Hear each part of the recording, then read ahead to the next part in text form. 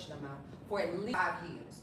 So 5 years before I decided I was going to retire, I planned that out. So all of my real estate activities, we say in money and financial development, money should have a job.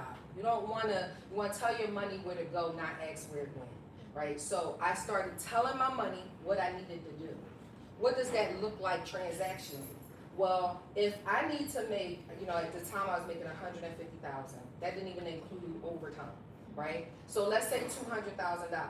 Well, I'm not going to do deals for $10,000 because it's going to take me a long time to get it, right? So I started making all of my activities be around what my vision was. My vision was to retire.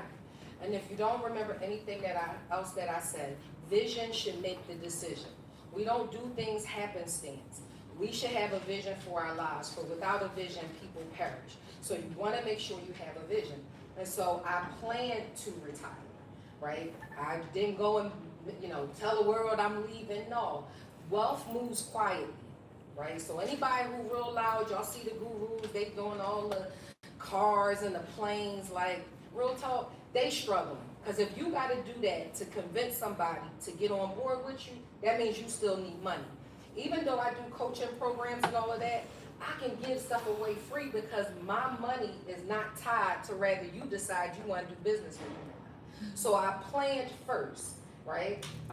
And full transparency, I was a little nervous because I'm a first generational wealth builder in my family. Probably y'all are going to be too, right? And so my father has a 9th grade education. Right? So, they grew up in a time, my dad is almost 86, where it was like, you get a job, you hold on to it. And because he was the sounding authority in my life, of course I had him echoing in my ear until I told him, like, Dad, my story is not your story. And I had to kind of be forceful with that because you may do some things that people don't understand. But at the end of the day, you got to stand up your life. You got to stand before God. Not to, right? And so, COVID happened, so I retired in 2022. I started the plan in 2017. COVID happened, and it was hard on law enforcement. It was hard on everybody, but it was harder on first responders, your nurses, your doctors, because we were working around the clock. Domestic violence case went up, and it was just hard. So 2021 came, and I was like, I don't know if I'm gonna make it to 2022. So what I did is I went out first on FMLA, playing it safe, right? And what I did during that time, y'all, which I think is super important, right? A lot of people are trying to get stuff done externally, but internally they jacked up, right? I was one of those. I had so much trauma from childhood, working in law enforcement. I mean, it runs the gamut. I had been shot, I shot at people. So there was a lot of trauma in my life, and I used that time to just go through a healing portal and go through a healing process and allow myself to sit with me because I started, moving like an adult at the age of 12 because my circumstances dictated that. And so I didn't get a chance to be a child, right? I was an adult, and 12 is way too young to be all grown up, but that's what I had to do. And so I spent that time to not only process some things for myself because I realized the job was triggering some stuff that was already deeply rooted. And so I spent that time, and then it became a no-brainer. You want to know why? Because the peace that I had received was unmatched, right? The rest that I was able to get, unmatched. And by the way, rest is a wealth strategy. If you are in chaos and confusion, a confused mind does nothing, right? So it was like, I went back, it was time to go back, April of 2022. I showed up, and I said, Lord, I don't want to go in.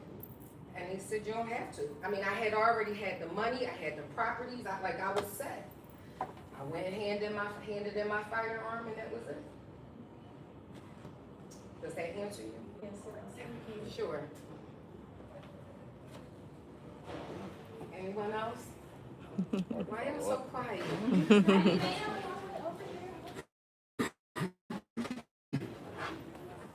What y'all got? It's like, have you seen something? And go ahead.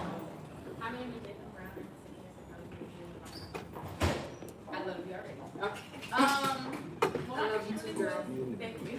Do you have any advice for like a financial standpoint? Because you like probably investing in like wholesale and and everything. So what advice do you have with like debt and like loans and like tenants? So that is an amazing question, because how you do one thing, you typically do everything, right? And so a lot of people come over into the investing space and they somehow think that the habits that they took into that were going to magically disappear.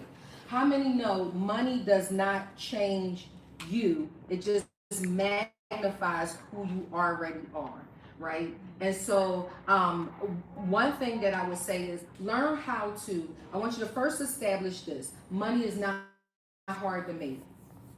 I need you to say that with me. Money is not hard to make, okay? But how you make it, how you manage it, how you maintain it, and how you multiply it is the key. And oftentimes people do not, we weren't taught, y'all. I mean, y'all might come from great backgrounds, but the background I came from, my mother would double up on bills. She would hide from the creditors. So when I got saved, there was an intentionality to understand, I'm talking about this big God, right, that can do anything. Why am I poor? And let me just stop there. Even if somebody is working a job, y'all know there's a such thing as the working poor, right? Because what does that mean? The definition of it is that they have more. Yeah, people can look good, they balling, but I need to see your P&L. Let me see your bottom line. That what tells me if you're doing the darn thing or not. So one of the things you asked was about debt. I latched hold to the scripture, and it said we should owe no man but to love him. A lot of times we can't love people because we indebted to them in some shape or form. So for me, it was, what was the blueprint for me to get out of debt? Because I've only known, rather it was my drug dealing brothers and me and people owing us and people in debt. I had only seen it to that point. And so, you know, one favorite story that I like is about the widow woman. I don't know if you guys are familiar with her, but what happened was her husband left her with debt, her and her children. And so this man comes by and he's like, you know, she's like, you know, they're going to come, the creditors going to come and kill my kids, if me and my kids, if we can't pay them. And dude was like, yo, what you want me to do? Right? And so she repeated to him again, hey, if I don't pay this debt, the creditors are coming. So he said, well, what's in your house? Right? And y'all may have heard this story. She had oil. She said nothing but oil. I want to submit that each of you have an oil that cannot stop pouring if you don't pour it. So he told her, listen, go to the neighbors, borrow some jars. And what her and her sons did, they kept pouring the oil. That's the first place I saw a business model. She didn't care about what the neighbors was going to say. She didn't. But the story goes is after they pouring until the oil stopped, then they went and paid off the creditors and lived off the rest. I'm like, yo, there's a world where you can have no debt and be in debt to nobody. I want that. Because listen, being in debt to anybody on any type of level, it costs you so much peace, right? And so it, you know, that's the model I locked into, and it was game on from there. So all of my efforts increased as a result of that. So I would say, one, make sure you understand what relationship you are choosing to have with money, right? You can look around and a lot of people only think money is for to pay bills. No. Money is liberating. I get to choose what environments I go in. I get, you know, people like, well, what happens if you get sick? I get to choose if I'm going to get well on a beach or if I'm going to get well in four walls, right? I get to be able to be benevolent and help y'all. Like, I ain't asked y'all for nothing. I was able to give because I ain't tied to, like, money has allowed me to get ahead and be able to be generous, the Bible says, on all occasions, right? And so one, decide what relationship you're going to have with money. Then two, understand you need money. And for those who have heard, you know, people say money is evil. That's not what it says. It says the love of it is evil. Okay? So I'm gonna make money and I'm gonna make as much money as I can. In all situations, sometimes I'm thinking, how can I leverage this to make more? And it's not for me to hoard it. It's for me to be able to live, be, and thrive, not be in a position of stress, strain, struggle, and survival. I need y'all to say, as a culture, we done with that. Done with that. Done with that. And so then, you got the relationship. You want to make sure your mindset is pairing with that. Make the money. Learn how to steward it well. Right? People say we got this thing. If they don't really have money, feel like they worked all week, they'll say, well, I'm gonna go on a trip because I worked all week. You ain't at a place to do that yet, or you gonna keep being under all the time. Would you rather sacrifice temporary self-gratification versus long-term gains? Come on, y'all. Like, we want long-term gains. We want to be able to do when we want, retire when we want, vacation where we want. We want to be able to send our children to the best schools. And right now, the climate we're in, with them trying to erase, eradicate, and eliminate the contributions, the efforts of Black and brown people, they're trying to take certain subsidies that who primarily relies on that. You know what communities do, but we can turn the tide on that. So determine that you're gonna make money. You're gonna manage it well, and you're gonna multiply it, because $10 shouldn't be $10 tomorrow. $10 today should not be $10 tomorrow. If you got $10, you need to put it to the exchange so that you can either multiply it or you either double it, but the goal is to multiply. Did that answer you? Sure. Hi.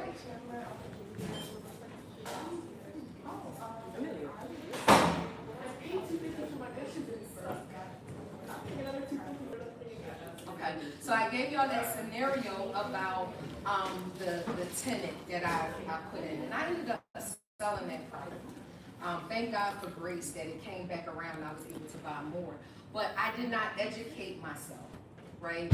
And again, sometimes as a people, we don't have a doing problem, we have a being problem. So if you're going to be in this space, be an investor, right? And all that comes with that, or should come with that. So the first thing I would say is make sure that you educate yourself. I wasn't educated. I jumped into a space with no knowledge of what was going on, and as a result of that, I ended up selling that property at a deeply discounted rate.